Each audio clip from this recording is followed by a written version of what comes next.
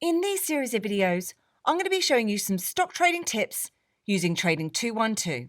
And in today's video, I'm going to show you how you can create a stop limit order. If you want to buy or sell your shares with precision, defining a price that you'd like to pay or sell at, but only when the market reaches a certain value or a stop price, you can place something called a stop limit order. And I'll show you how to do this all over on Trading 212 Invest Now. However, the same terminology and process will apply over on other trading platforms too. And I've previously created a full beginner's guide for Trading 212, which you can find below or over on my website, everybithelps.co.uk. Plus, if you haven't already signed up and you want some funds to trade with, you can get one free stock worth up to £100 by using my link below. So the first thing you'll need to do over on Trading 212 is deposit some funds to trade with. Or you can go into practice mode to try this out first.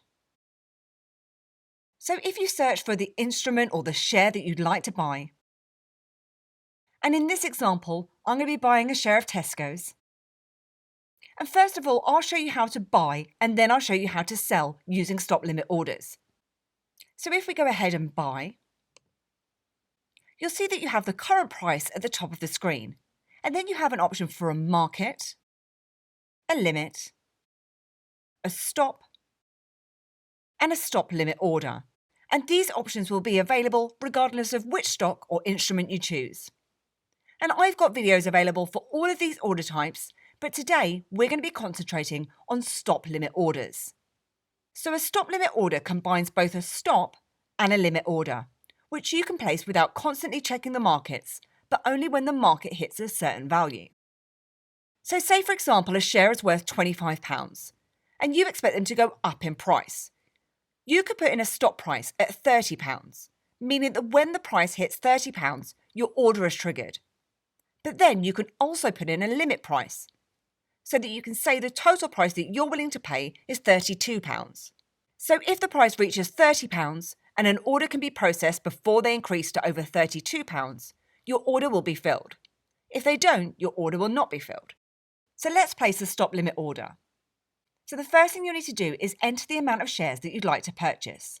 And you can do that using the slider, or you can type in the amount you'd like to purchase. The next thing we need to do is enter in our stop price. So we're going to say when the price hits 245, and you can enter that in using the up arrow here, or you can type it in.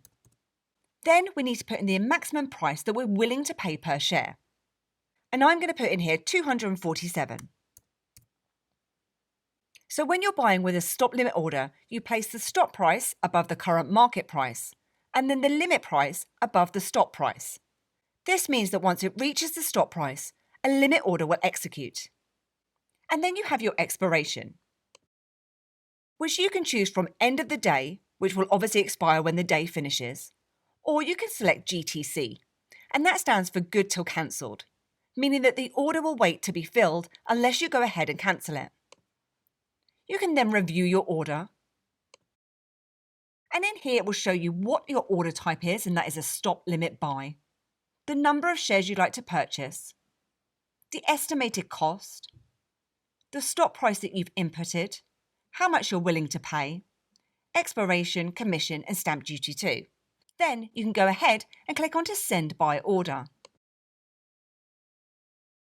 And your order will then show under the Pending Orders tab.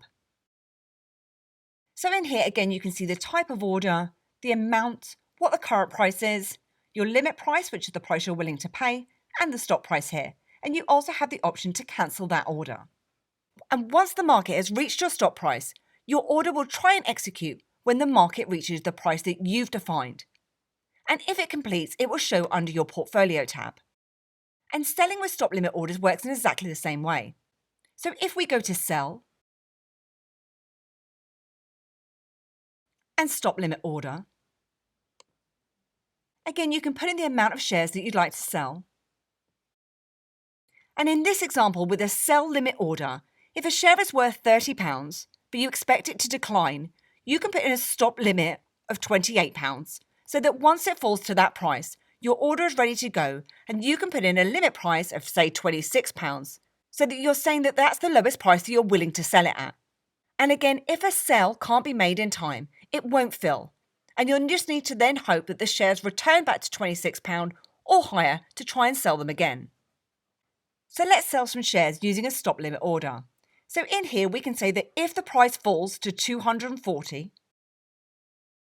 the minimum amount that we're willing to sell at is 238. And again, you have your expiration here. You can then go ahead and review your order and then send your sell order. So as you can see, it's a great way to trade with precision with a stop limit order. And I hope that you enjoyed this video today, and if you did, then please give me a like, hit the subscribe button and share if you feel that others may benefit. Also, please do head over to my website at everybithelps.co.uk for more tips, reviews and tutorials. Thanks, and I'll see you soon.